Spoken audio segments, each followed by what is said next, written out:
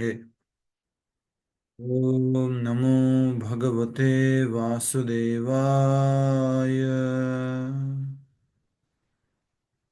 ओम नमो भगवते वासुदेवाय। ओम नमो भगवते वासुदेवाय। मुखं करोति वाचालं पंगुं लंघयते गिरिं यत्कृपातमहं वन्दे श्रीगुरुदीनतारिणं परमानन्दमाधवं श्रीचैतन्यमीश्वरम्। नारायणं नमस्कृत्यं नरं चैव नरोत्तमं देवीं सरस्वतीं व्यासं ततो जयमुदीरयेत्। नष्टप्रायेषु भद्रेषु नित्यं भागवत सेवया भगवती उत्तमश्लोके भक्तिर्भवति नैष्टिकी। हरे कृष्ण कृष्ण कृष्ण हरे हरे, हरे राम राम राम हरे हरे। हरे कृष्ण। सभी भक्तों का पुनः स्वागत है आज के श्रीमद् भागवत कथा रूप कार्यक्रम में। हम नया अध्याय शुरू करने जा रहे हैं। अभी हमने बहुत ही महत्वपूर्ण एक गोपी गीत नामक अध्याय संपन्न किया, जिसको हमने श्रीमद् भागवत मूल से और श्रीमद् भागवत कथा रूप से संपन्न किया है। आज उसके आगे का अध्याय हम समझने जा रहे हैं। प्रभु जी, आप बोल रहे थे कृष्णा बुक से करेंगे और हाँ, यस, कृष्णा बुक से कर सकते हैं, पर हमें थोड़ा ज्ञात हुआ कि अभी तक जो हम पढ़ चुके हैं वो लगभग उसमें कवर हो चुका है। हाँ, कुछ अभिन्न अब बचा नहीं है उसमें। एक बार हम अध्ययन करने के लिए कर सकते हैं। किसी के पास हिंदी कृष्ण बुक है? यस, शुरू कीजिए। पहले सुमन माता जी, फिर पूनम माता जी, फिर प्रभु जी है। ठीक है, फिर आपके प्रमोद गुप्ता जी। हरे कृष्ण कृष्ण कृष्ण हरे हरे, हरे राम राम राम हरे हरे।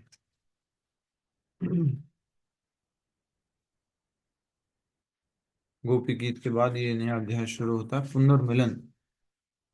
उसको शुरू करने से पहले हम कृष्ण नामक पुस्तक से ये गोपी गीत नामक अध्याय हाँ को प्रभु जी, मेरे पास है। पुनः हम एक बार पढ़ रहे हैं। यस, शुरू कीजिए। सबसे पहले जिनको कहा है, सुमन माता जी। हिंदी पीडीएफ शेयर करें क्या सर? प्रभु जी हरे कर कृष्णा। सकते हैं हिंदी पीडीएफ। हाँ, हरे कृष्णा।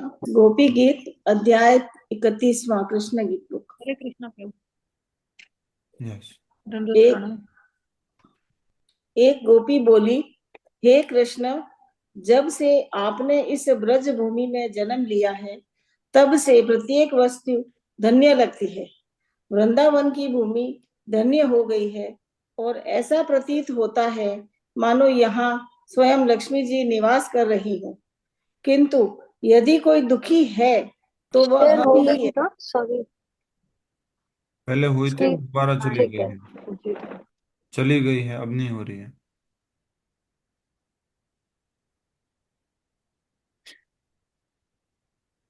अब आ गया है display, but second page I think, first page. Yes. हाँ। यस। शुरू से शुरू से पढ़ो प्रभु जी। यस माता जी। गोपी गीत। एक गोपी बोली, हे कृष्ण, जब से आपने इस ब्रज भूमि में जन्म लिया तब से प्रत्येक वस्तु धन्य लगती है। वृंदावन की भूमि धन्य हो गई है और ऐसा प्रतीत होता है मानो यहाँ स्वयं लक्ष्मी जी निवास कर रही हो। किंतु यदि कोई दुखी है तो वह हम ही हैं, क्योंकि हम आपको निरंतर खोजती रहती हैं, फिर भी आपके दर्शन नहीं पा रही। हमारा जीवन आप पर ही आश्रित है, अतः हमारी प्रार्थना है कि आप पुनः हमारे पास आ जाएं। एक अन्य गोपी बोली, हे प्रिय कृष्ण, आप उस कमल फूल के भी प्राण हैं जो शरद ऋतु की स्वच्छ वर्षा के कारण पारदर्शी बने सरोवर के जल में उगता है। यद्यपि कमल फूल देखने में इतना सुंदर है, किंतु आपको देखे बिना वे मुरझा जाते हैं। इसी प्रकार आपके बिना हम भी मरणासन हैं। वस्तुतः हम अब आपकी पत्नियां नहीं हैं, किंतु आपकी दासियां हैं। आप हम पर एक छदाम भी खर्च नहीं करते, फिर भी हम आपकी चितवन मात्र के प्रति आकृष्ट हैं। अब यदि हम आपकी चितवन पाए बिना मर जाती हैं, तो आप ही हमारी मृत्यु के लिए उत्तरदायी होंगे। स्त्रियों का वध महान पाप है, और यदि आप हमें देखने नहीं आते और हम मर जाती हैं, तो आपको इस पाप का फल भोगना पड़ेगा। अतः कृपा करके हमें देखने आ जाइए। आप यह न सोचें कि केवल अस्त्र शस्त्र से ही कोई मारा जा सकता है। हम तो आपके अभाव में मरी जा रही हैं। आपको सोचना चाहिए कि आप स्त्रियों के वध के लिए किसी प्रकार उत्तरदायी हैं। बस बस एक तो बहुत ही सुंदर प्रकार से प्रभुपाद जी ने यहाँ पर प्रस्तुत किया है कि गोपियाँ कह रही है कि अगर आप उपस्थित नहीं होंगे तो हम वैसे ही मर जाएंगी।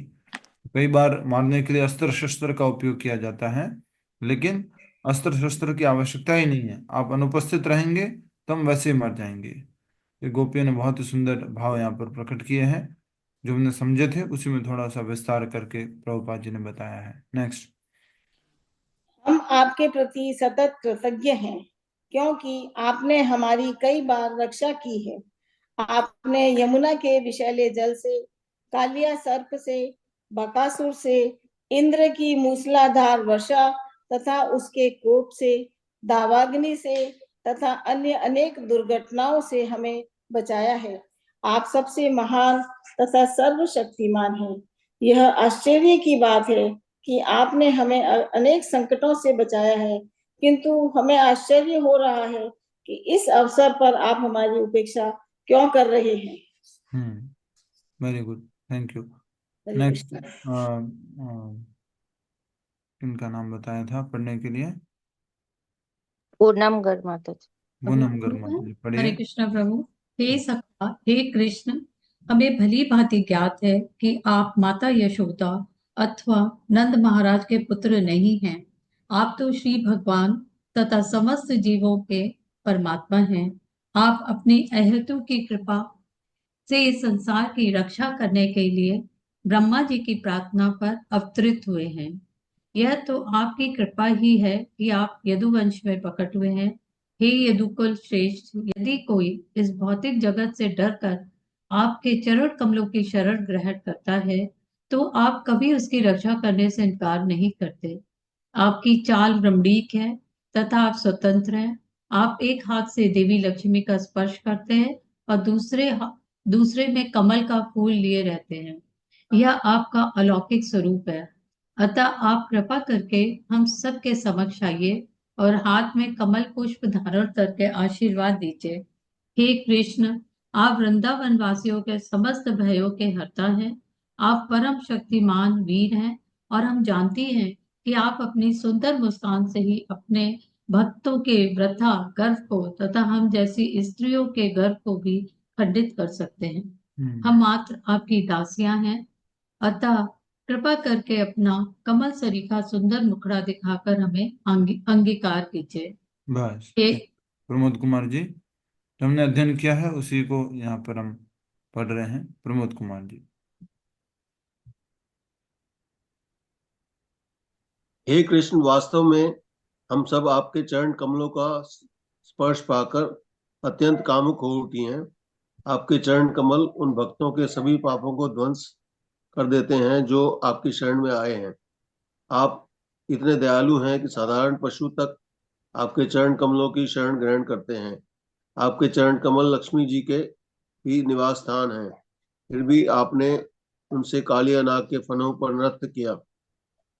अब हम प्रार्थना करती हैं कि आप हमारे वक्षस्थलों पर अपने चरण कमल रखें, जिससे आपका स्पर्श पाने की हमारी काम इच्छा शांत हो।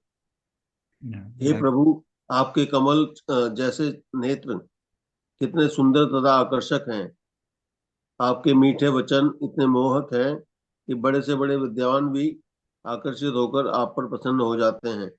हम भी आपकी वाणी तथा आपके मुख एवं नेत्रों की सुंदरता से आकृष्ट हैं। अतः आप हमें अपने अमृत सदृश चुंबन से संतुष्ट कीजिए। आपके द्वारा बोले गए शब्द अथवा आपके कार्यकलापों का वर्णन करने वाले शब्द अमृत से युक्त हैं। और आपके शब्दों के श्रवण मात्र से मनुष्य इस संसार की प्रज्वलित अग्नि से बच सकता है। ब्रह्मा तथा शिव जैसे महान देवता सदा आपकी वाणी की महिमा का गुणगान करते रहते हैं।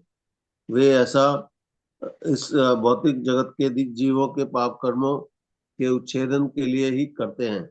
बस आपके दिव्य शब्दों के श्रवण मात्र से मनुष्य पुण्य करने करने के स्तर तक उठ जाता है। बस बस। वंदना गुप्ता मत आगे पढ़िए।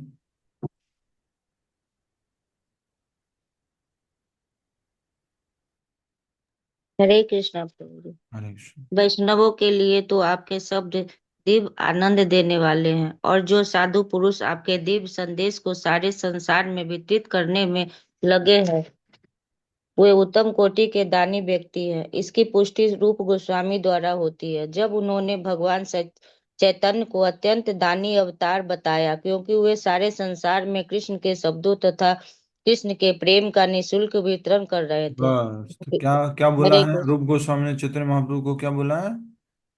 अत्यंत दानी अवतार बताया है, जी। और क्या क्योंकि वो क्या सारे नाम से संसार। बुलाया है? कोई भी जी उत्तर दे प्रभु जी। सकता है? क्या नाम कह के बुलाया है चैतन्य महाप्रभु को रूप गोस्वामी ने? हमने डिस्कस किया था परसों। अत्यंत दानी अवतार है। बस माता जी, क्या श्लोक है? हम परसों भी डिस्कस किए थे। एवरीडे हमारी प्रार्थनाओं में बोलते हैं हम, कथा शुरू करने से पहले। नित्यम भागवत सेव्य। वाह माता जी वाह, कुछ भी कहीं भी चिपका दो है। महावादनी। नमो नमो महावदन्याय। महावद्यान्याय। जी प्रभु जी, हाँ, सॉरी। थोड़ा तो माता जी ख्याल रखो ना। नित्यम भागवत सेवा मतलब भगवान के जी जी जी भागवत का प्रभु, सॉरी श्रवण प्रभु। करना है, या भागवत जो भक्त भागवत है उनकी सेवा करनी है, व्यक्ति भागवत की सेवा करनी है। रूप गोस्वामी जी ने चैतन्य महाप्रभु को क्या कहा है? नमो महावदन्याय। वदान्याय। आप सब लोग डेली तो भोग लगाने में ये मंत्र बोलते हो। 3 बार जी प्रभुपाद जी प्रभु का जी। प्रणाम मंत्र बोलना होता है, 3 बार चैतन्य महाप्रभु का। तो 3 बार जब चैतन्य महाप्रभु का मंत्र बोलते हैं, तो रूप गोस्वामी जी ने जो चैतन्य महाप्रभु का संबोधन किया है वही मंत्र बोलते हैं। नमो महावदन्याय कृष्ण प्रेम प्रदायते। आप बहुत दयालु है, वदन्याय है। वदन्याय का अर्थ है दयालु। कृष्ण प्रेम प्रदायते, और क्या देते हैं आप? कृष्ण कृष्ण प्रेम। प्रेम। कृष्णाय कृष्ण चैतन्य नामने गौरत विषय नमः। तो इस प्रकार से ये चैतन्य महाप्रभु का नाम है, जो रूप गोस्वामी जी ने दिया। नमो महावदान्याय, गोपिया बोल रही है वही सबसे बड़े दानी है। आगे पढ़िए, आप में से कौन पढ़ेंगे नेक्स्ट? मैं पढ़ूं पंडित जी, प्रभु जी? मीरा गुप्ता माता जी। यस। मैं पढ़ूं प्रभु जी? अच्छा, 1 मिनट। मंजू मुरारका माता जी पढ़िए, फिर आशा माता जी, फिर मीरा गुप्ता माता जी।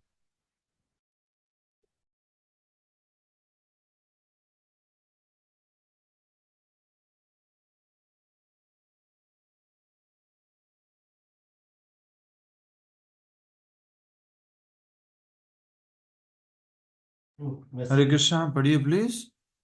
मंजू मुरारका माता जी, हाँ पढ़िए ना माता जी। गोपियाँ कहती हैं, हे कृष्ण, आप बड़े चतुर हैं। आप कल्पना करें कि हम सब आपकी चातुरीपूर्ण हंसी, आपकी मोहक चितवन वृंदावन में अपने साथ आपका विचरण तथा आपके शुभ ध्यान को स्मरण कर कितनी दुखी हैं। आपकी एकांत वार्ता हृदय को गुदगुदाने वाली होती है। अब हम आपके व्यवहार को स्मरण करके संतप्त हैं।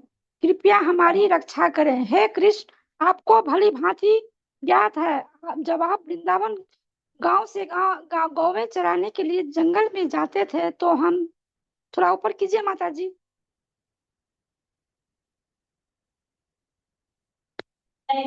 लता माता जी थोड़ा ऊपर कीजिए। ऊपर हरे करना कृष्णा बताए, भावना जी, प्लीज नहीं थोड़ा दिख सा रहा इसको है। ऊपर स्क्रॉल कर दीजिए। या थैंक यू। वे उत्तम कोटि के दानी व्यक्ति हैं। बहुत ऊपर हो गया माता जी।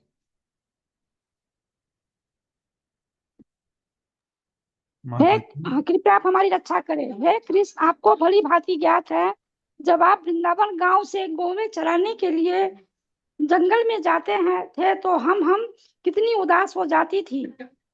हम यह सोचकर कितने दुखी हैं कि आपके चरण कमलों कुश तथा जंगल के कंकर गर रहे होंगे।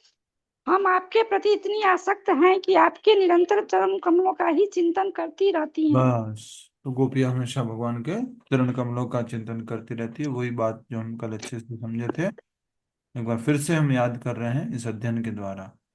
यस, आशा माता जी, माइक अनम्यूट करके बोलिए।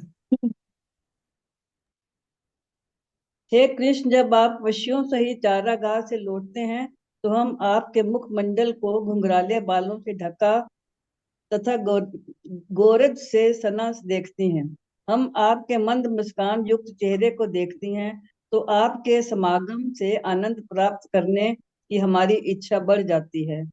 हे कृष्ण, आप परम प्रेमी हैं और शरणागतों को सदा आश्रय देने वाले हैं। आप सबों की इच्छा पूर्ति करने वाले हैं। आपके चरण कमलों की पूजा ब्रह्मांड के सृष्टा ब्रह्मा जी भी करते हैं। जो भी आपके चरण कमलों की पूजा करता है उसे आप वरदान देते हैं। अतः आप हम पर प्रसन्न हो और हमारे वक्ष स्थलों पर अपने चरण रखकर इस दुख से हमें उबारें।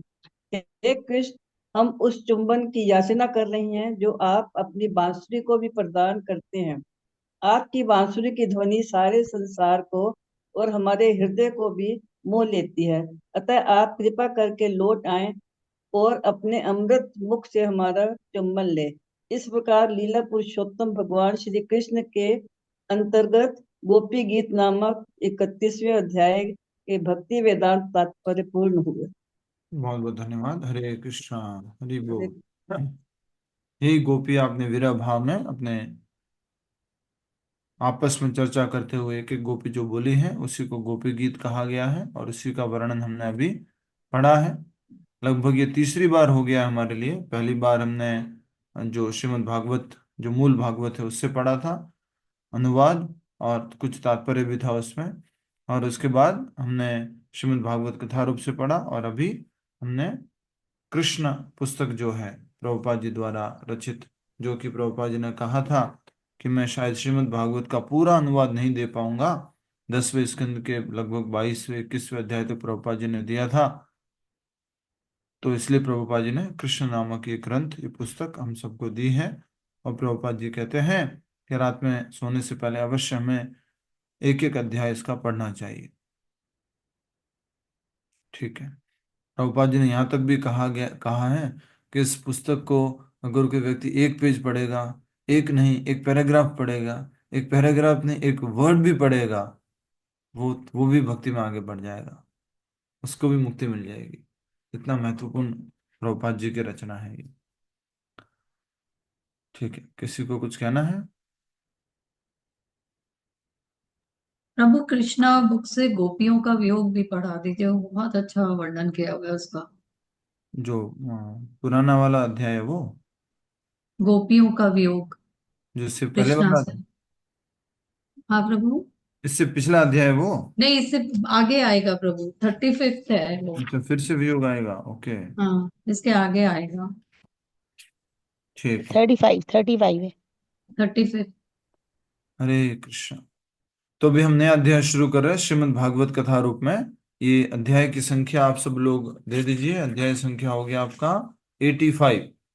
85। ठीक है। 85वां पुनर्मिलन। किसका पुनर्मिलन हो रहा है? गोपी और भगवान श्री कृष्ण का। ये तो हम सब जानते ही हैं कि भगवान श्री कृष्ण गोपियों के मध्यस्थ थे और फिर वहां से अप्रकट हो गए थे। फिर गोपियां ढूंढती हुई गई तो उनको उनके चरण कमल दिखाई दिए। थोड़ी देर बाद देखते हैं उन चरण कमल के साथ एक और चरण कमल है, वो श्रीमती राधा रानी के थे। तो वो राधा रानी के सौभाग्य का वर्णन करने लगी। कुछ समय बाद ओनली कृष्ण के चरण कमल दिखाई देते हैं, तो फिर से वो राधा रानी के सौभाग्य का वर्णन करने लगे। और वास्तव में ऐसा हुआ, और राधा रानी जो है वो भी गर्व में चले गए कि कृष्ण मात्र मेरे साथ हैं, मैं ही कृष्ण के संग को प्राप्त करने के अधिकारी हूँ। तो कृष्ण वहां से भी अप्रकट हो जाते हैं। तो भगवान ने फिर ये दिव्य लीला जो की, जिसमें वहां से वो अप्रकट हुए। अब जो अप्रकट हुए उतने समय में जो गोपियों ने आपस में चर्चा की, जो बातें बोली उसको गोपी गीत के नाम से कहा गया। आगे हम आज शुरू कर रहे हैं पुनर्मिलन, अर्थात भगवान वापस मिल रहे हैं। ये भगवान की दिव्य लीला है। जैसा कि आप सब लोग जानते हैं, भगवान ने बांसुरी बजाई थी तो सारी गोपियां आ गई थी। खुद ने इसी इच्छा से बजाई थी कि गोपियों के साथ वो नृत्य करें, रास नृत्य करें। लेकिन जब वो आ गई तो वो कहते हैं कि आप चली जाओ। अब वो प्रार्थना करती है कि हम तो नहीं जा सकती, तो भगवान उनसे मिल लेते हैं। मिल लेते हैं तो फिर थोड़ा उनको गर्व आ जाता है, गर्व आ जाते तो फिर भगवान चले जाते हैं। भगवान चले जाते तो फिर वो गोपियाँ फिर से प्रार्थना करते हैं, फिर से प्रार्थना करती है तो फिर वापस प्रकट हो जाते हैं। तो ये दिव्य लीला है भगवान की।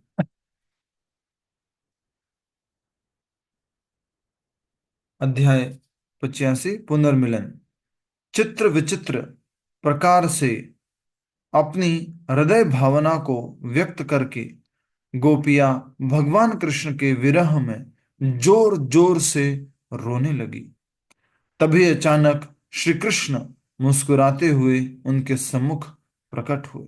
श्री कृष्ण का वह रूप समस्त प्राणी जगत को मोहने वाले कामदेव को भी विमोहित कर रहा था। तो भगवान, यहाँ थोड़ा संक्षिप्त में लिखा है, लेकिन इस तरह से कि गोपियों ने इतनी प्रार्थनाएं की, बहुत भाव प्रकट किए, जोर जोर से रोने लगी। अब हम कहाँ जाएं, हम तो आपके सारे यहाँ पर आए थे, आप हमारे प्राणनाथ हैं, हम तो आपकी दासियां हैं, हम तो आपके चरण दर्शन करना चाहते हैं, हम तो आपके मुख कमल का दर्शन करना चाहते हैं, हम तो आपके होठों से कुछ वाणी सुनना चाहते हैं। और ये सब प्रार्थना करने के बाद गोपियां जब रो रही है बहुत भाव से, तब भगवान श्री कृष्ण वहां पर अचानक से मुस्कुराते हुए प्रकट होते हैं। और श्री कृष्ण का मुस्कुराना क्या कर देता है बोलो? पिछले अध्याय में पढ़ा था अभी भी। सबको बेहोश कर देता है। बेहोश कर- उनके उनके अहंकार को नष्ट कर देता है। हाँ, गर्व को चूर कर लेता है भगवान श्री कृष्ण की मुस्कुराहट। इसलिए गोपियों ने कहा था कि आप प्रकट हो, आपकी मुस्कान तो गर्व को चूर कर देती है, तो आप प्रकट होकर के हमें दर्शन दीजिए और हमारा जो ये गर्व है वो भी चूर हो जाएगा और हमें फिर आप स्वीकार कीजिए। तो भगवान मुस्कुराते हुए उनके सम्मुख प्रकट हुए। श्री कृष्ण का वह रूप समस्त प्राणी जगत को मोहने वाले कामदेव को भी विमोहित कर रहा था। इस भौतिक जगत में जो आकर्षण है, स्त्री पुरुष के बीच में आकर्षण है, और आजकल तो जो भी आकर्षण है, स्त्री स्त्री का आकर्षण है, पुरुष पुरुष का आकर्षण है, अलग अलग प्रकार की कम्युनिटी बन गई है, LGBTQ कुछ कुछ इस प्रकार से। तो जो ये आकर्षण है, ये आकर्षण का कारण कौन है? कामदेव।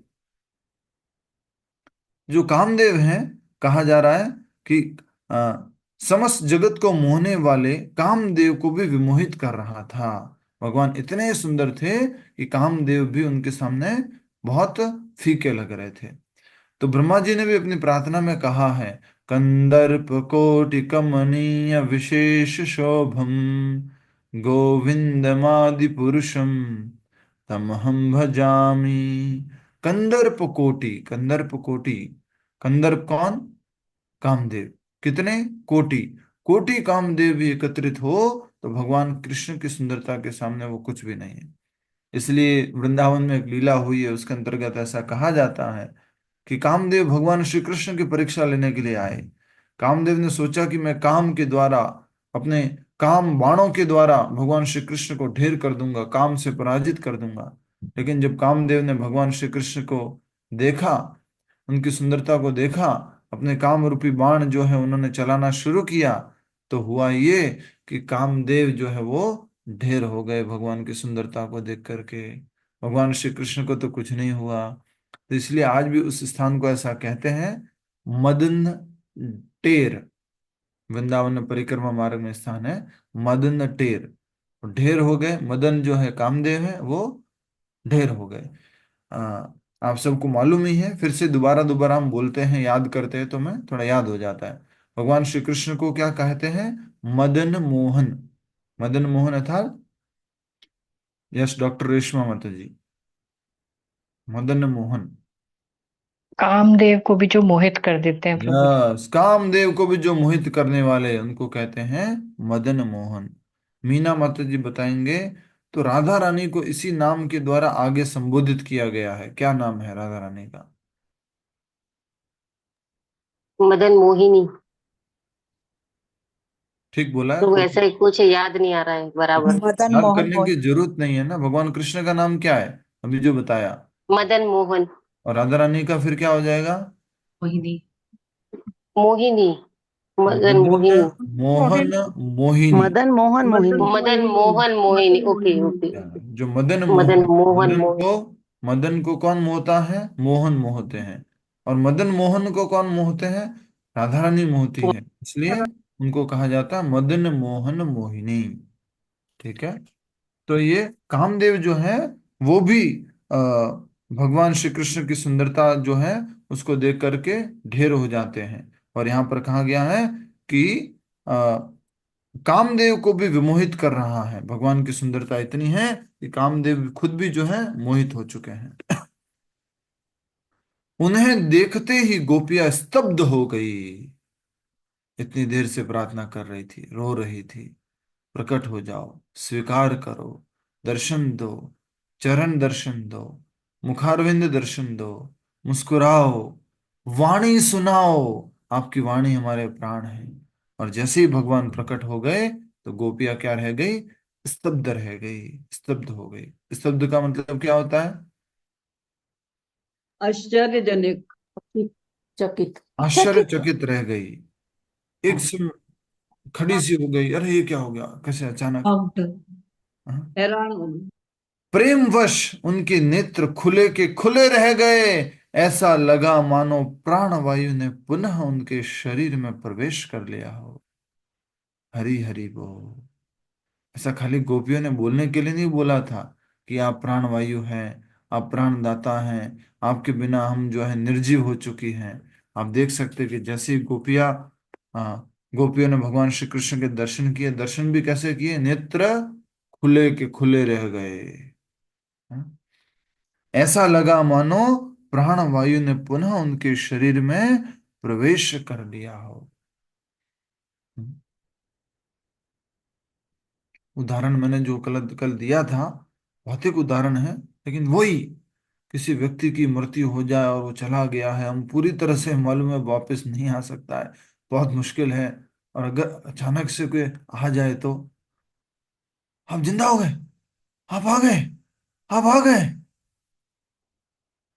तो उस प्रकार से भगवान श्री कृष्ण के आने को देख करके आंखें खुली की खुली रह गई। ऐसा लगा मानो प्राणवायु ने पुनः उनके शरीर में प्रवेश कर लिया है। हाँ, जैसा कि आप जानते हैं चित्रगुप्त की कथा। तो चित्रगुप्त की कथा में चित्रगुप्त का बेटे का नाम का क्या दिया था?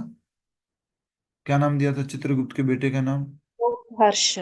हर्ष। हर्ष शोक अभिजायते, हर्ष और शोक। अब उसकी मृत्यु हो गई तो चित्रगुप्त भी वो कैसे? चित्र केतु थे।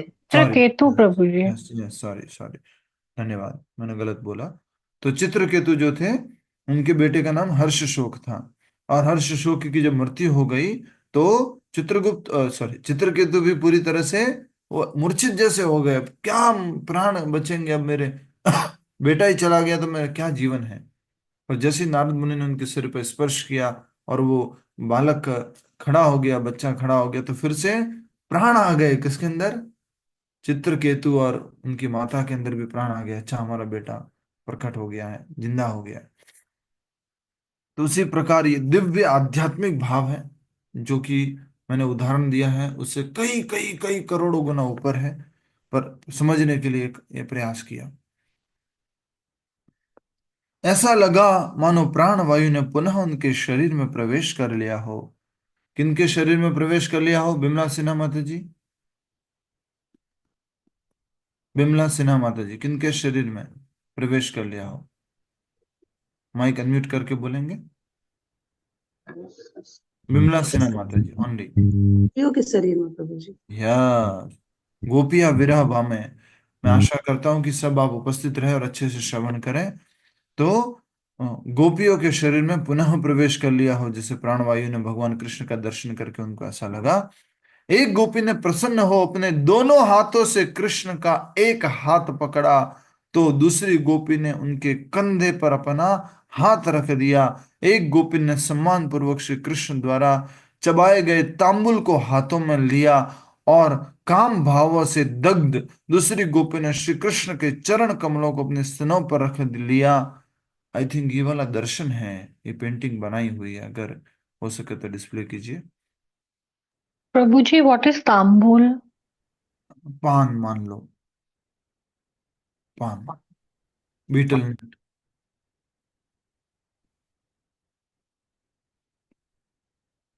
यस।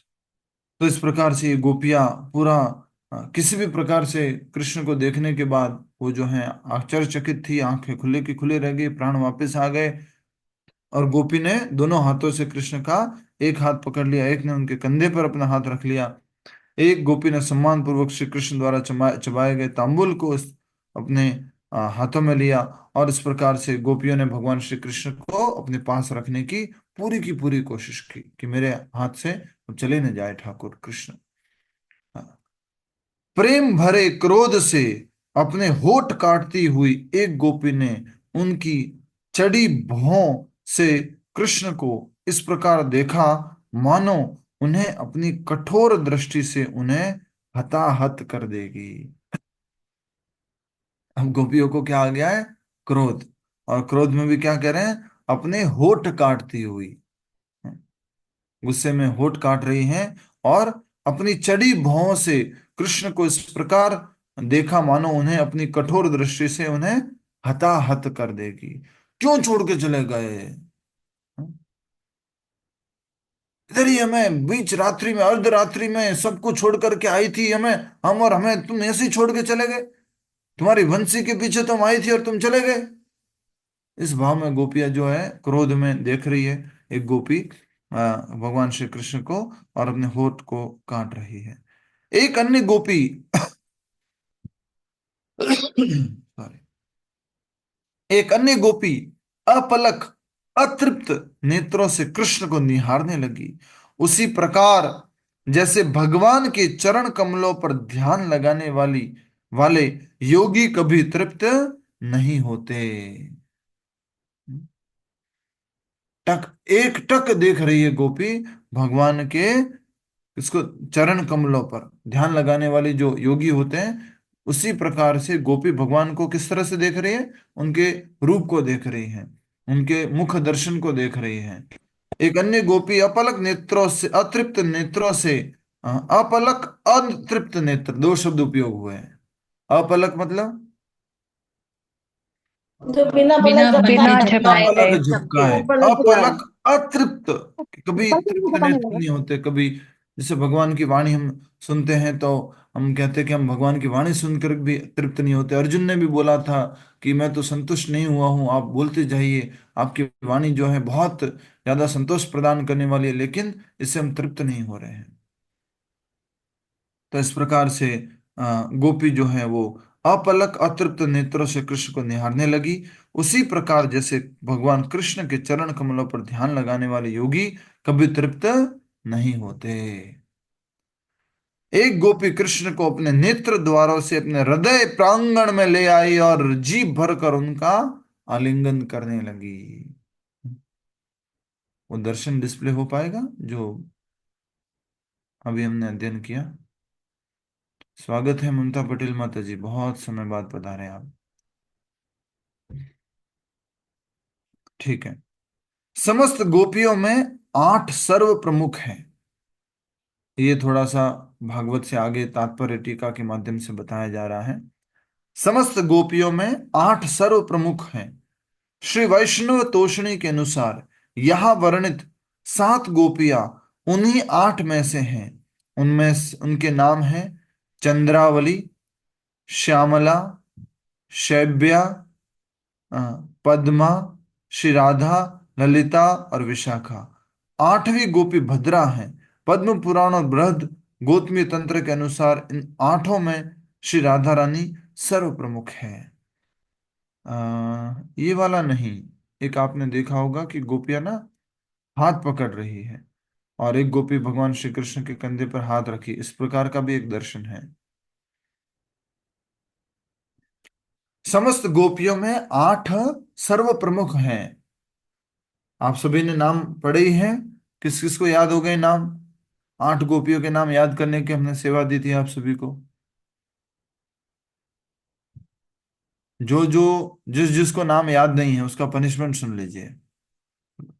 उसका पनिशमेंट है, हाँ, ये वाले हैं। तो हाँ, क्योंकि यहाँ देख सकते हैं इसी प्रकार की दिव्य लीला का दर्शन है ये।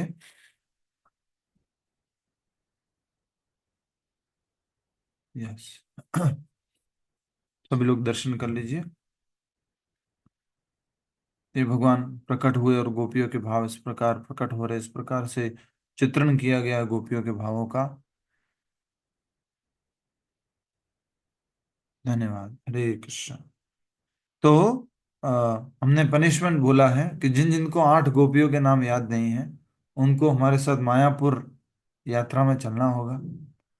और वहां पर जो है राधा माधव अष्ट सखी के अष्ट सखियां हैं, और वहां पर उनके क्या है, चरण दर्शन है, और वहां पर उनके नाम लिखे हुए हैं। तो मुझे ऐसा लगता है कि जितने भी क्लास में उपस्थित लोग हैं 96 लोग, उसमें से कितने लोगों को याद है? कितने लोगों को याद है? 1 2 3 4 5 6 7 8 9 10। मायापुर जाने मिलेगा तो याद नहीं है। अच्छा, मायापुर जाने को मिलेगा तो याद नहीं है, पर हम फ्री में नहीं लेके जाएंगे आपको। अपनी फ्लाइट, अपना कॉस्ट, अपना रहना व्यवस्था, सब कुछ आपको करना है। हमें आपको वहां हमारे को कौन सी तारीख है, 23 तारीख को वहां पर शाम को आप लोग वहां पर पहुंच सकते हैं। बट सबको जिनको भी ये याद नहीं है उनसे निवेदन है कि आप ये याद करें। 8 नाम, क्या क्या 8 नाम है गोपियों के, अष्ट सखियों के? मेरा निवेदन है आगे ठाकुर जी वृंदावन में, जो ठाकुर जी हमारे राधा वृंदावन चंद्र जी, उनके साथ में भी ये अष्ट सखियां आने वाली हैं। मुस्कुरा दो सभी लोग। 8 8 सखियां इनके साथ में आने वाली है फ्यूचर में। ठीक है, तो क्या क्या सखियां हैं 8 सखियां? तो ललिता, विशाखा, इंदुलेखा, चित्रा, सुवेदी, तुंग विद्या, रंगदेवी, चंपक। आपका माइक स्पीकर सब इतना खराब है, उसके बाद भी पूरा एकदम उत्साह है। यहाँ तो दूसरे नाम है प्रभु जी। श्रेय हाँ, है प्रभु जी। हरे कृष्णा। तो तो ये तो राधा रानी की सखियां ओके, हैं। प्लीज माइक बंद कर बढ़िया लो। का मतलब अंजुम मुरारका माता जी माइक बंद कर। ठीक है, तो हमने जो मुख्य 8 गोपियों के नाम पढ़े हैं, जो भी सुनाए गए हैं, वो मुख्य रूप से बताए गए। यहाँ जो वैष्णव तोषणी जो ग्रंथ है उसके अनुसार जो यहाँ 7 गोपियों के बारे में बताया गया है। एक गोपी ने क्या किया, एक एक बताते जाना, एक एक जना व्यक्ति। यस, जयलक्ष्मी माता जी, एक गोपी ने क्या किया? बोलो जल्दी से, पढ़ लो पढ़ लो पढ़ लो। सिंपल। दोनों हाथों से हाथ पकड़ लिया प्रभु दोनों जी। हाथों से पकड़ लिया एक गोपी ने। दूसरा, मीना माता जी, उनके कंधे पे हाथ रख दिया। उनके कंधे पर हाथ रख दिया दूसरी गोपी ने। तीसरी गोपी ने क्या किया? रेखा मल्होत्रा माता जी,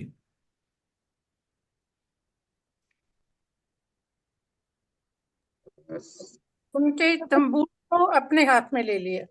उनके तांबुल को अपने हाथ में ले लिया। तीसरी गोपी ने क्या? यस, रेखा बन्नूर माता जी, आप बता पाएंगे चौथी गोपी ने क्या किया? रेखा बन्नूर। विवेक पंडित जी, चौथी गोपी ने क्या किया? विवेक पंडित जी। अर्चना प्रिया देवीदासी जी, मैं बताऊं। रुक जाइए। हरे कृष्ण प्रभु, गोपी ने श्री कृष्ण के चरण कमलों को अपने स्तनों पर रख लिया। एक गोपी ने श्री कृष्ण के चरण कमलों को अपने शरीर पर रखा। ठीक है। हाँ, देखो इस तरह से होना चाहिए। ऑफलाइन है लेकिन पूरा एक्टिव है, वीडियो नहीं ऑन किया हुआ लेकिन श्रवण कर रहे हैं। तो 4 गोपियों का वर्णन हो गया। और कठोर दृष्टि से देखा, मानो उन्हें हताहत कर दे। हाँ, कठोर दृष्टि से देखा। और साथ में क्या कर रहे थे कठोर दृष्टि के देखने के साथ में? अपलक नेत्रों से कृष्ण को घोड़े निहार चढ़ा रहे थे। होठ काट रही होठ थी। काट रहे थे। 5 हो गया। छठा, अपलक और अतृप्त नेत्रों से अपलक और कृष्ण को अतृप्त नेत्रों से भगवान श्री कृष्ण को देख रहे थे। एक और 7वां, आलिंगन करने लगी थी। अपने नेत्रों द्वारा भगवान नेत्र को द्वारा हृदय में लेके गए, हृदय में ले जा करके भगवान को आलिंगन आलिंगन किया। तो ये आलिंगन सात किया। सात गोपियां जो है, सात लीलाएं जो रची गई उसके बारे में कहा गया है कि समस्त गोपियों में 8 सर्व प्रमुख हैं। श्री वैष्णव तोषणी के अनुसार यह वर्णित 7 गोपियां उन्हीं 8 में से हैं। उनमें से उनके नाम हैं चंद्रावली, श्यामला, शैब्या, पद्मा, श्री राधा, ललिता और विशाखा, अर्थात राधा रानी भी वहां पर उपस्थित है। 8वीं गोपी भद्रा है। और पद्म प्रभु पुराण इसका और, मतलब भद्रा था। हाँ जी, 8वीं गोपी भद्रा है प्रभु। भद्रा, हाँ। 8वीं गोपी भद्रा है। पद्म पुराण और बृहद गौतमीय तंत्र के अनुसार इन 8 में श्री राधा रानी सर्व प्रमुख है। ठीक है, अब वो हम समझने की कोशिश करेंगे कि हमने जो 8 नाम बोले हैं उसमें और इसमें क्या अंतर है। आप में से किसी को मालूम है तो बता सकते हैं, नहीं तो हम समझ करके बताएंगे। कृष्ण के दर्शन से गोपियों के हृदय शांत हो गए और उनसे घिरे श्री कृष्ण सितारों के बीच चंद्रमा जैसे चमक रहे थे। गोपिया गोपियों गोपियों का हाथ पकड़, गोपियां कृष्ण का हाथ पकड़कर, गोपियां गोपियों के, गोपियों गोपिया का हाथ पकड़कर। सही नहीं है ये। हम लोग में गोपियों गोपियों के हैं प्रभु जी। गोपियों के हाथ पकड़कर वे, गोपियां हाथ पकड़कर, ठीक है, जैसा है पढ़ लेते हैं भाव समझ लेते हैं। गोपिया का हाथ पकड़कर वे उन्हें कालिंदी के तट पर आए, जहां कालिंदी ने अपनी लहरों रूपी हाथों से कोमल बालू का बिस्तर सजाया हुआ था। मंद बहती वायु कुंद और मंदार फूलों की सुगंध से युक्त थी और चंद्र रश्मियां अंधकार को चितरा रही थी। चंद्र रश्मियां अर्थात समझ रहे हैं? चंद्रमा, मून बीम्स प्रभु जी। चंद्रमा की छोटी छोटी जो रोशनी है वो पेड़ों के बीच में से आ रही है, चंद्र की किरणें। चंद्र किरणें। यस, तो ये भगवान अब कहाँ, जो इससे पहले हमने दर्शन किया था, कालिंदी नदी के किनारे, यमुना नदी के किनारे उस नरम नरम रेत पर लेट गए हैं। और वहां सुंदर जो है लहरों की सुकोमल हवा आ रही है, और साथ ही साथ उस वायु के साथ में कुंद और मंदार फूलों की सुगंध है, और उस अंधकार को दूर कर रही है कौन? चंद्र रश्मियां। गोपियों ने अनुभव किया कि उनकी समस्त इच्छाएं पूरी हो गई है। उन्होंने अपनी ओढ़नी बिछाकर श्री कृष्ण के लिए आसन बनाया और उन्हें वहां बैठाकर उनकी पूजा की। यद्यपि श्री कृष्ण वहां उपस्थित प्रत्येक गोपी के साथ बैठे थे, प्रत्येक गोपी को यही लग रहा था कि कृष्ण केवल उसके साथ है। वो दर्शन पुनः कराइए अब, जो पहले कराए थे। तो हर एक गोपी को क्या लग रहा है? कृष्ण मेरे साथ है, जैसा पहले भी लग रहा था। हाँ? हालांकि हर एक गोपी के साथ में कृष्ण है, हर एक गोपी के साथ में बैठे हुए हैं, लेकिन हर एक गोपी को ये लग रहा है कि कृष्ण मात्र मेरे साथ है। ये दर्शन कीजिए आप। यस, यमुना नदी के किनारे अलग अलग पुष्प, और ये दिन का समय नहीं है, ये रात्रि का समय है। रात्रि में जो चंद्रमा की रोशनी है उसके अंतर्गत ये लीला हो रही है। जैसे दिखाया गया, एक गोपी क्या कर रही है? हाँ, हाँ, ओढ़नी बिछा करके। तो आपको इधर राइट हैंड में साइड में दिख रही है गोपी ओढ़नी बिछा रही है। हाँ, तो इस प्रकार से दिव्य लीला हो रही है। कृष्ण ने सब गोपियों के मन में प्रेम भावनाएं जागृत कर दी थी। उनकी और मंद मुस्कान से देखते हुए, अपनी भौं को कामुक इच्छाओं से हिलाते डुलाते हुए, और अपनी गोद में उनके हाथों पैरों को रखकर दबाते हुए वे श्री कृष्ण को सुख देने लगी। हरे कृष्णा प्रभु जी। हरे कृष्णा। मेरे माता जी दर्शन को आशीर्वाद दे दो इनको। हरे कृष्ण। जय श्री राधा रानी की जय। माता जी बीमार हैं अभी, जैसा कि आप जानते हैं कुछ ही महीनों पहले पिताजी ने शरीर छोड़ा है इनके, तो माता जी अस्वस्थ हैं। हाँ, हम माता जी के लिए सभी लोग मिलकर के हरे कृष्ण महामंत्र का उच्चारण करेंगे। हरे कृष्ण कृष्ण कृष्ण हरे हरे, भाई सुनो, हरे राम राम राम हरे हरे, हरे हरे कृष्ण कृष्ण कृष्ण कृष्ण कृष्ण हरे हरे हरे, हरे, हरे हरे राम राम, राम राम हरे हरे, हरे हरे कृष्ण कृष्ण कृष्ण कृष्ण कृष्ण कृष्ण हरे हरे हरे, हरे, हरे राम राम राम राम राम हरे राम हरे। हरे हरे। हरे कृष्ण प्रभु जी। अब नमस्ते तो नरसिम्हाय प्रह्लाददायिने हिरण्यकशिपु पूर्वक्षः शिलाटंकन शिलाटङ्कपालये काल इतो तो नरसिंह नरसिंह परतो नरसिंह यतो यतो यामि ततो नरसिंहः सिंह बाहे नरसिंह हृदये नरसिंहः नरसिंहमादिं शरणं प्रपद्ये तव कर कमल वरे नखमल रेनक श्रृंगम दलित हिरण्यकशिपु तनुभृंग अद्भुत केशव धृता नर हरि रूपा जय जगदीश हरे, जगदीश हरे, जय जय जगदीश जगदीश, हरे, जय जय जगदीश जगदीश हरे। हरे, जय जगदीश हरे। ओम उग्रं वीरं महाविष्णुं ज्वलन्तं सर्वतोमुखं नरसिंहं भीषणं भद्रं मृत्युर्मृत्युं नमाम्यहम्। हरे कृष्ण कृष्ण कृष्ण हरे हरे, हरे राम राम राम हरे हरे, हरे कृष्ण कृष्ण कृष्ण हरे हरे, हरे राम राम राम हरे हरे। निकल गया। निवेदन हरे करते कृष्ण हैं प्रभु जी। भगवान श्री हरे कृष्ण कृष्ण। श्रीमती राधा रानी श्री श्री राधा वृंदावन चंद्र से कि जो भी माता जी के लिए उत्तम हो, जो इस आत्मा के लिए उत्तम हो, उनको यहाँ भौतिक जगत में कुछ और समय रखना या उनको मुक्ति प्रदान करना, अपने धाम बुलाना, वो उनके लिए आप करें, कृपा करें। आप स्वतंत्र हैं, आप हर एक आत्मा के स्वामी हैं। आप जैसा चाहे वैसा उस आत्मा को आगे जीवन प्रदान करें, आगे अपनी सेवा में लगाए। हरे कृष्ण। इसीलिए हॉस्पिटल में ले जा रहे हैं प्रभु जी, यही इलाज घर में ही करवा रहे हैं सब डॉक्टर बुला हरे के। कृष्ण, बहुत सुंदर। हरे कृष्ण, हरे कृष्ण। तो हम पढ़ रहे थे कि श्री कृष्ण ने सब गोपियों के मन में प्रेम भावना जागृत कर दी थी। उनकी और मंद मुस्कान से देखते हुए अपनी भौहों को कामुक इच्छाओं से हिलाते डुलाते हुए और अपनी गोद में उनके हाथ पैरों को रखकर दबाते हुए वे श्री कृष्ण को सुख देने लगी। भगवान श्री कृष्ण की सेवा कर रही है गोपियां।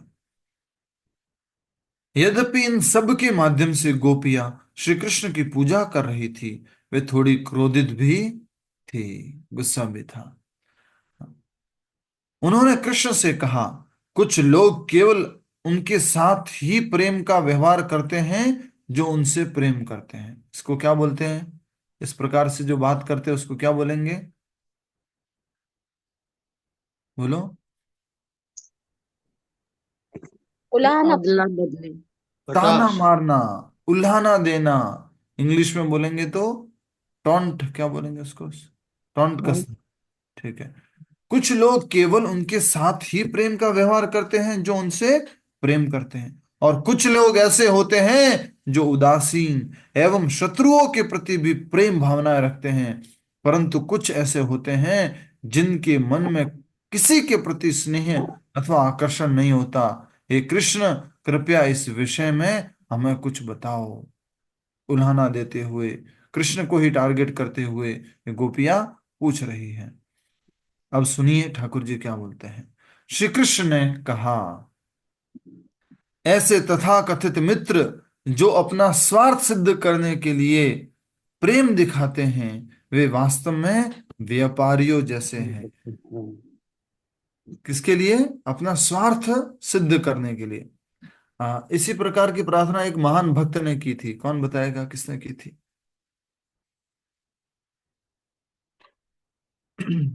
बताइए। प्रहलाद महाराज। क्या बात है पूर्विका जी, हरी बोल। क्या कहे, आपको कैसे याद आया? बताइए, अपना सीक्रेट बताइए सब भक्तों को। हाँ, जब नरसिम्हा देव के समक्ष प्रार्थना करते ठीक हुए बात है। कहा, आपको कैसे याद आया एकदम से? सब भक्त लोग पूछना चाह रहे हैं, हमें भी सीक्रेट बताओ, ये कैसे याद आया? पता नहीं प्रभु जी। वाह, पूरी कृपा आपने पर देखी, वेरी नाइस।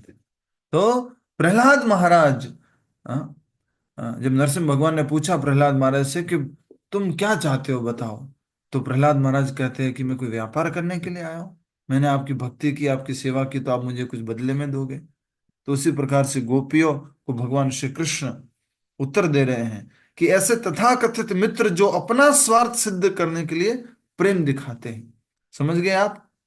इसको अपनी भाषा में और क्या कह सकते हैं? चाटुकारी मित्र। ना दिखावा करना। माते थोड़ा शांत रहो ना प्लीज। चाटुकारी मित्र, चाटुकारी मित्र कैसे होते हैं? बस अपना बढ़ाई करते रहेंगे, अरे तुम कभी प्रॉब्लम हो तो याद कर लेना, अरे जान दे देंगे तेरे लिए। चमचागिरी। हाँ, तो आ, अपना स्वार्थ सिद्ध करने के लिए प्रेम दिखाते हैं, वे वास्तव में व्यापारियों जैसे हैं।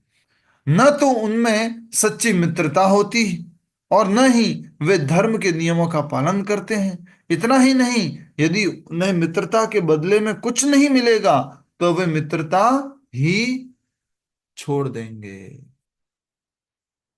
यस और नो, समझ गए? या मित्रता को आप प्रेम से भी रिप्लेस कर सकते हो कि प्रेम, अगर उस प्रेम के बदले कुछ मिलेगा नहीं तो क्या करेंगे? ठीक है, तू तेरे रास्ते मैं मेरे रास्ते। ठीक है। तो यहाँ पर मित्रता का भी यही वर्णन है, बहुत सुंदर वर्णन की। एक मित्र अपने दूसरे मित्र से प्रेम इसलिए दिखाता है कि अपना स्वार्थ सिद्ध करना चाहता है। वे वास्तव में व्यापारियों जैसे हैं, न तो उनमें सच्ची मित्रता होती है, न ही वे धर्म के नियमों का पालन करते हैं। इतना ही नहीं, यदि उनमें उन्हें मित्रता के बदले कुछ नहीं मिलेगा तो वे मित्रता को छोड़ देंगे। तो कभी कभी जो व्हाट्सएप यूनिवर्सिटी में या फेसबुक यूनिवर्सिटी में या इंस्टाग्राम यूनिवर्सिटी में कुछ जो बात आई है, वो यहाँ पर थोड़ी सी लिखी हुई है तो थोड़ी सी प्रमाणित होती है। कृष्ण कहते हैं मित्र वो हो जो मतलब में मतलब नहीं रखता, हाँ, जो मतलब रखता है, स्वार्थ रखता है, वो मित्र नहीं है। तो वो थोड़ा सा यहाँ से प्रमाणित हो रहा है। तो व्हाट्सएप यूनिवर्सिटी का थोड़ा सा ज्ञान क्या कर दिया गया यहाँ पर, सैंक्शन कर दिया गया। ठीक है, थोड़ा ठीक है ये वाला ज्ञान। ठीक है, नेक्स्ट। कुछ लोग जैसे माता पिता सहज रूप से स्नेहिल होते हैं, चाहे बच्चे उनसे प्रेम न करें परंतु वे उन्हें प्रेम करना नहीं छोड़ते। ऐसे लोग धर्म के सच्चे अनुयायी होते हैं और बच्चों के सच्चे हितैषी होते हैं। पहले वाले तो क्या हो गए? पूरा रिजेक्ट, काम मेरा मेरा अगर कुछ स्वार्थ है तो प्रेम करेंगे, नहीं तो हरि बोल। दूसरे वाले, भले मुझे कुछ नहीं मिल रहा, तो उदाहरण किसका हो गया?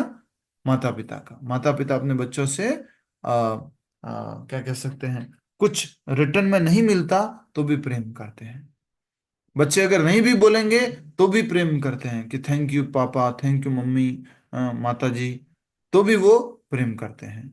अनकंडीशनल लव प्रभु जी। प्रभु जी निस्वार्थ प्रेम। हाँ, वो थोड़ा थोड़ा थोड़ा इजाजत दीजिए मुझे।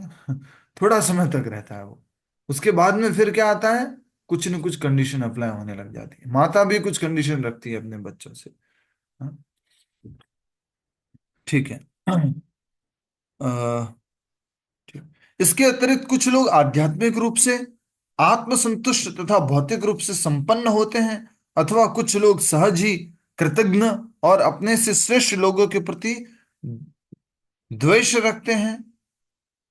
इन दोनों वर्णों के लोग उन लोगों से भी प्रेम नहीं करते जो उनसे प्रेम करते हैं। फिर उनसे प्रेम का क्या कहना जो उनके प्रति उदासीन तथा द्वेषी होते हैं। कुछ समझ में नहीं आया होगा ना? आप कहे तो आज करें, नहीं तो कल करेंगे। एक बार पढ़ ले सारा, फिर कलम समझा देंगे। थोड़ा सा ये पढ़ लेते हैं, ठीक है। फिर से पढ़ाता हूं, समझ लो एक बार, ध्यान से बताता हूं, ठीक है। क्या कह रहे देखिए। सबसे पहले क्या, कौन से होंगे, हो गए जो स्वार्थ पूरा नहीं होते तो हरि बोल। दूसरे कौन से हो गए? माता पिता स्वार्थ है या नहीं है, हम तो प्रेम करेंगे। अब तीसरे जो है वो ये है कि इसके अतिरिक्त कुछ लोग आध्यात्मिक रूप से आत्मसंतुष्ट और भौतिक रूप से संपन्न होते हैं। भौतिक रूप से भी संपन्न है और आध्यात्मिक रूप से भी संतुष्ट हैं। ये पहली कैटेगरी होगी। दूसरी कैटेगरी, कुछ लोग सहज ही कृतज्ञ और अपने से श्रेष्ठ लोगों के प्रति द्वेष रखते हैं। यहाँ कृतज्ञ शब्द हुआ है, कृतज्ञ शब्द नहीं हुआ है। कृतज्ञ क्या होता है बोलो? अनग्रेटफुल। कृष्ण प्रभु जी अनग्रेटफुल। एहसान को ना मानना। कृतज्ञ, कृतज्ञ का अर्थ, ये शशि एहसान को गुप्ता ना माता जी, मानना। शशि नहीं गुप्ता। हरे कृष्ण माता जी, अगर कुछ काम किसी का कर दिया तो उसका कोई एहसान ना माने। हाँ, तो कृतज्ञ, कृतज्ञ अलग है और कृतज्ञ अलग है। अब समझ जाना अच्छे से, अपनी परेशानी आएगी आपको। कृतज्ञ तो अर्थात एक लोग तो कैसे हो गए, जो आध्यात्मिक रूप से आत्मसंतुष्ट है, भौतिक रूप से संपन्न है। दूसरे कैसे होते हैं, जो लोग सहज ही कृतज्ञ हैं, कृतज्ञ सॉरी, जो किसी को थैंकफुल नहीं है, ग्रेटफुल नहीं रहते हैं, और अपने से श्रेष्ठ लोगों के प्रति क्या करते हैं, हमेशा द्वेष करते हैं। ठीक है। इन दोनों वर्गों के लोग उन लोगों से भी प्रेम नहीं करते जो उनसे प्रेम करते हैं। अब समझ में आ गया? आत्मसंतुष्ट है, आध्यात्मिक है, भौतिक रूप से संतुष्ट है, ठीक है, उनसे कोई प्रेम करता है तो वो उससे रेसिप्रोकेट नहीं करते हैं। मेरे को भौतिक रूप से भी तुमसे कुछ नहीं चाहिए, आध्यात्मिक रूप से मैं संतुष्ट हूं, तो ठीक है, आपको मुझसे प्रेम करना ठीक है, लेकिन मैं आपको प्रेम नहीं करता। जैसे कि गलत उदाहरण है पर जस्ट समझने के लिए, सो कॉल्ड फिल्म स्टार, दुनिया उनको क्या कहती है, we love you, I love you, we love you, पर वो स्टार किसी से प्रेम नहीं करता होगा। उसके पास संतुष्टि है अपना भौतिक जीवन, सो कॉल्ड संतुष्टि, एग्जाम्पल देने के लिए मैंने बोला, गलत भौतिक एग्जाम्पल है ये। तो वो किसी से, पूरी दुनिया में इतने सारे लोग बोलते हैं we love, we love you, we love you, love you, love you, सब बोलते हैं, लेकिन वो सबसे प्रेम नहीं करता है। तो एक तो वो हो गया, भौतिक रूप से संतुष्ट हो गया। दूसरा कौन सा हो गया? दूसरा उदाहरण दिया गया है दोनों वर्गों के लोगों, दूसरा उदाहरण जो हमेशा कृतज्ञ रहता है और द्वेषी रहता है। अगर किसी के पास कुछ भी ज्यादा है तो हमेशा उससे वो क्या करता है, द्वेष करता है, अनग्रेटफुल रहता है, थैंक यू नहीं बोलता है, धन्यवाद नहीं देता है। तो ये दोनों वर्ग के लोग जो हैं, क्या कह रहे हैं कि प्रेम नहीं करते, तो उनसे वो प्रेम नहीं करते, जो उनसे प्रेम नहीं करता वो उनसे प्रेम नहीं करते, जाओ तुम तुम्हारे रास्ते। फिर उनसे प्रेम का क्या कहना, जो उनके प्रति उदासीन तथा द्वेषी होते हैं। ठीक है। जो उदासीन है या द्वेषी है, उनसे क्या प्रेम की बात कहना? उदासीन है वो किसी से प्रेम नहीं करेगा, द्वेषी है वो भी किसी से प्रेम नहीं करेगा। नेक्स्ट, बहुत सुंदर ये तो वार्ताएं हैं, समय चाहिए इसको तो फिर। हे गोपियों, क्या तुम जानना चाहती हो कि मैं अपने भक्तों के प्रेम भरे व्यवहार का प्रत्युत्तर क्यों नहीं देता? वारे वाह कृष्ण, क्योंकि मैं उनके प्रेम और भक्ति को और गाढ़ा करना चाहता हूं। अंडरलाइन कर लो इसको, हरी हरी हरी हरी हरी हरी हरी हरी हरी बोल। इतनी भक्ति की, इतना नाम जप किया, कोई उत्तर नहीं दे रहे। ठाकुर कब उत्तर दोगे? 16 माला करते हुए 1 साल, 2 साल, 3 साल, 4 साल निकलता जा रहा है। कुछ तो थोड़ा तो रेसिप्रोकेट करो, कुछ तो इंडिकेशन दो कि मेरी भक्ति आप तक पहुंच रही है।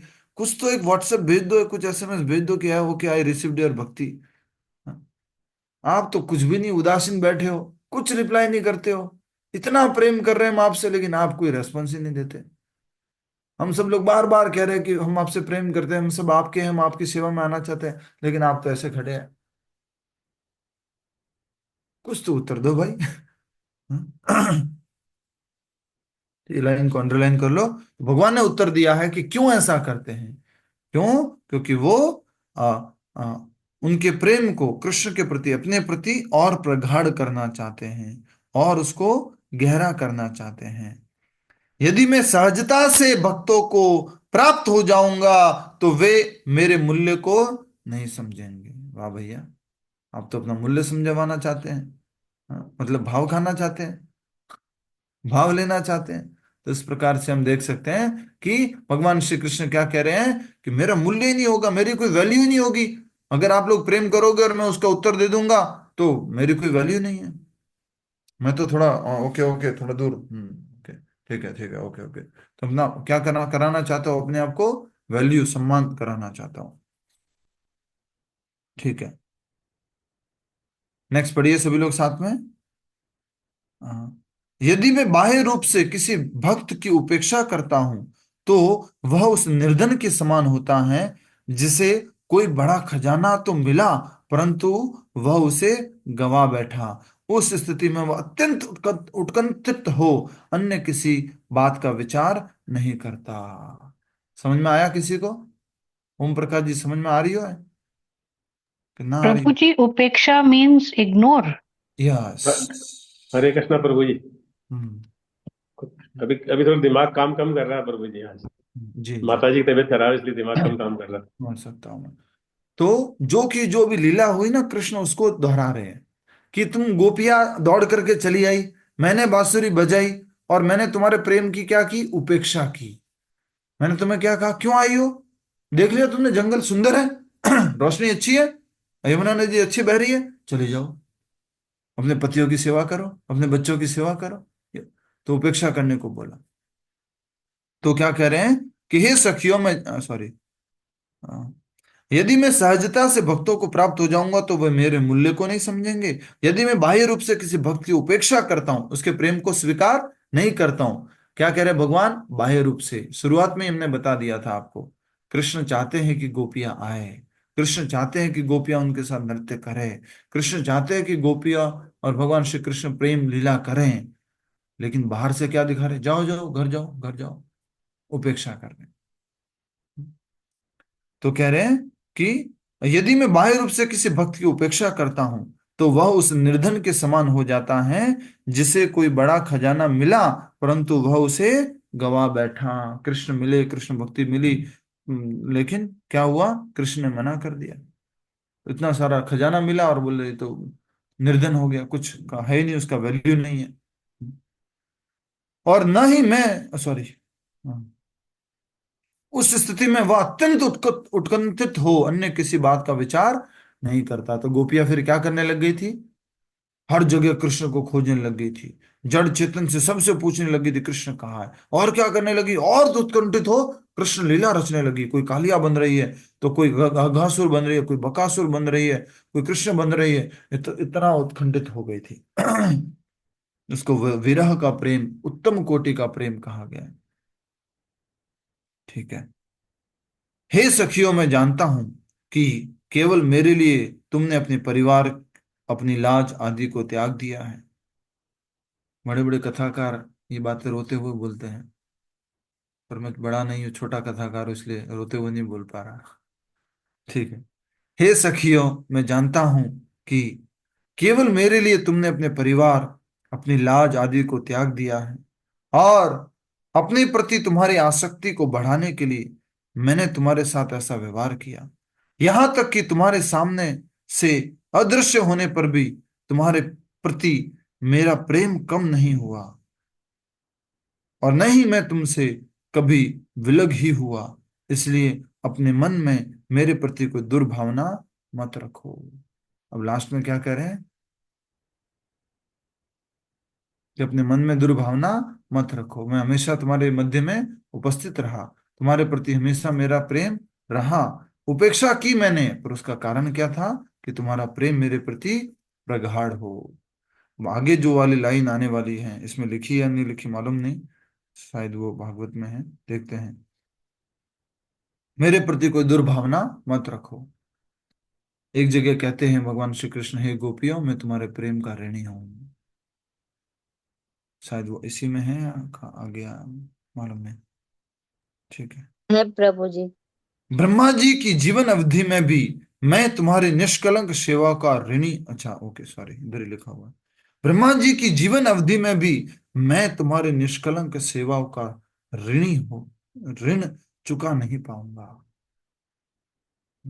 ब्रह्मा जी की जीवन अवधि में भी, पूरा जिंदगी, ब्रह्मा जी की पूरी जिंदगी जो इतनी लंबी चौड़ी है, जिसमें भगवान कई बार प्रकट होकर लीला करते हैं, जीवन अवधि में भी तुम्हारी निष्कलंक सेवाओं का ऋण चुका नहीं पाऊंगा। मेरे साथ तुम्हारा संबंध दोष रहित है। इसमें कोई दोष नहीं है कि तुम अपने पति को छोड़ करके मेरे पास आई हो, तो इसमें कोई दोष नहीं है। तुमने उन संबंधों को काट कर मेरी पूजा की है जिन्हें काटना इतना सहज नहीं है। हमें भी आखिरकार क्या करना है? बोलो, आखिरकार हमें भी क्या करना है? काटना है सब काटना है सब कुछ प्रभु सारे जी। संबंधों को काटना है। सारे संबंधों को काट करके पूर्ण रूप से कृष्ण की भक्ति में आसक्त होना है।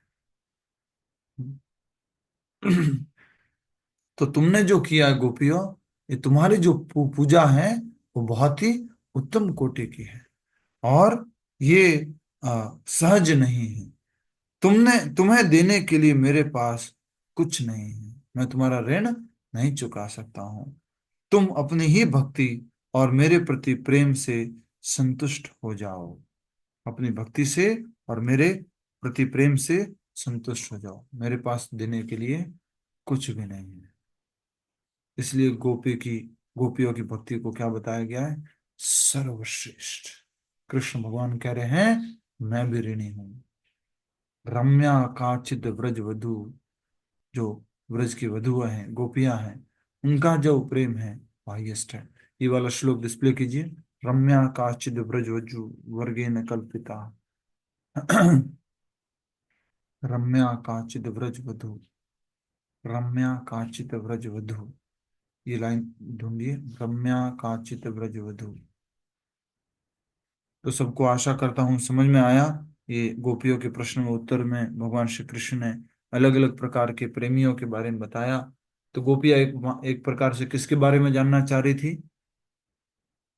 भगवान के प्रेम का। किसके बारे में जानना चाह रही थी? अपने प्रेम के बारे में जानना चाह रही थी, जो भगवान के प्रति है वो किस स्तर का है। तो भगवान ने घोषित कर दिया कि तुम्हारा प्रेम तो सर्वोत्कृष्ट कोटि का है, सर्वोत्कृष्ट कोटि का। ये गोपियों का प्रेम जो भगवान श्री कृष्ण ने प्रमाणित किया और बोला मैं तो तुम्हें कुछ नहीं दे सकता हूँ, ब्रह्मा जी की पूरी जीवन अवधि निकल जाए तो भी मैं आपका ऋणी रहूंगा, ऋण नहीं चुका पाऊंगा। हाँ, मेरे साथ तुम्हारा संबंध दोष रहित है। तुमने उन संबंधों को काट कर मेरी पूजा की है, जिन्हें काटना इतना सहज नहीं है। तुम्हें देने के लिए मेरे पास कुछ नहीं है, तुम अपनी ही भक्ति और मेरे प्रति प्रेम से संतुष्ट हो जाओ। बोलो ब्रज गोपिकाओं की जय। श्री श्री राधा माधव की जय। श्री श्री राधा वृंदावन चंद्र की जय। श्री श्री गौर निताय की जय। श्लोक मिला? हम डिस्प्ले करें। रम्या का चित वृद्ध वजू वधु। किसी और को मिला? कोई भी डिस्प्ले कर सकते हैं जिसको मिल गया हो। ये भागवतम में नहीं है ना, अलग से आ रहा है। ये भागवत का नहीं है श्लोक, हाँ भागवतम में नहीं है। चैतन्य महाप्रभु बोल रहे हाँ हैं। जी, चैतन्य महाप्रभु में आ गया।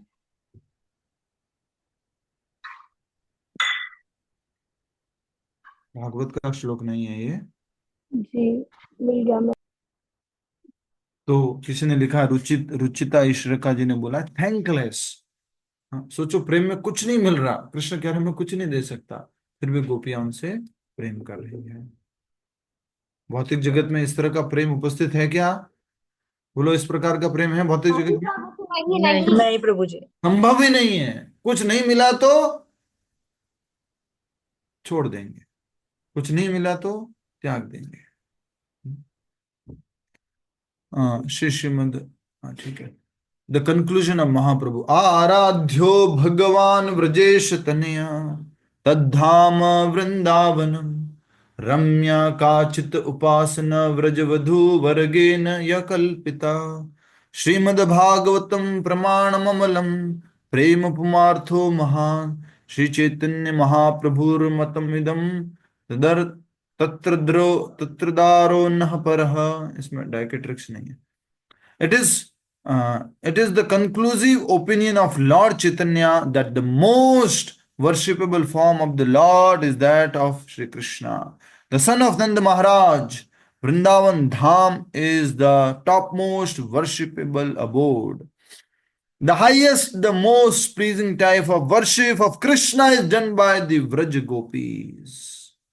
सबसे उत्तम जो पूजा सेवा की गई है वो किनके द्वारा? व्रज की गोपियों के द्वारा है। Srimad Bhagavatam is the spotless authority on everything, and Krishna Prema is the fifth and the highest goal of life. Fifth, Chaitanya Matta Manjusha commentary on Srimad Bhagavatam by Srinath Chakravarti. तो कहा गया रम्या काचिद उपासना व्रज वधु वर्गेण या कल्पित।